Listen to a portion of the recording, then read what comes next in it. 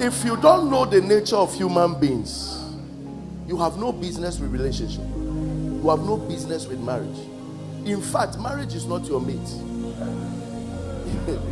If you don't know what the human nature represents, relationship is not your mate. You will worry someone if you get into it, because the human nature is some way. You see why things have had loyal partners? They understand. Have you realized old version BMW and now new version? I realized old version Benz and now old version iPhone. They know that if they remain one version, you will lose interest.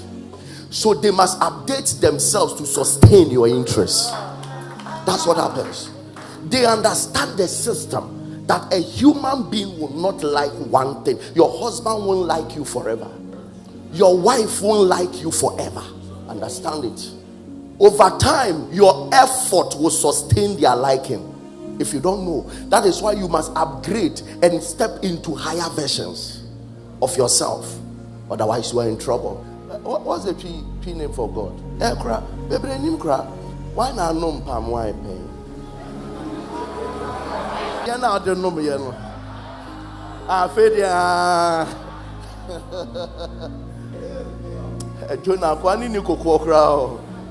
That guy, we must investigate him.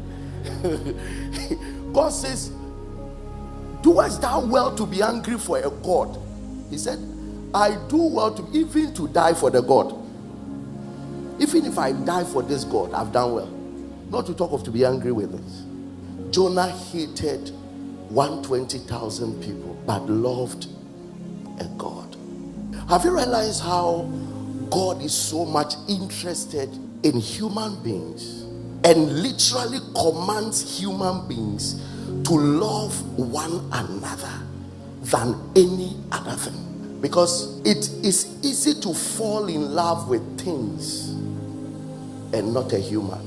So when Jesus was living, the Bible said he gave us one commandment, not an option. He didn't give us an option, he gave us a commandment. Love one another as I've loved you. That is the new commandment he gave to us, actually commanding us to love, because loving a human being can be very complicated. So God literally forces us into that responsibility. There is a way that you can easily love a thing, because things contribute to you and demand less of you. You see, many of us have fallen in love with things and we don't know. And we've fallen out of love for human beings because of how complex human beings are. We may live with ourselves. When a human being shows up around you, you need all of your humanity to sustain them. But a thing doesn't need much of you. Your mobile phone can do a lot for you, but all you need is to recharge it. It doesn't place any other demand. Just recharge it. So actually, human beings around us stresses us and things relieve us. So if you don't take care, like Jonah, your love will go into a God and not a people. And that is what is happening to us. Beautiful couples, but over time, they come back from work and they give their best to their work, and the rest of the day to their phones. And one turns to the other side, the other turns to the other side, and they comfortably sleep. Because over time, their loyalty, their passion, their love, people now love things more than human beings. And what I'm saying, we all fall victims, whether anointed, not anointed, whether old, whether young, we all fall victims. Many of us are in love with things and not people. Yeah.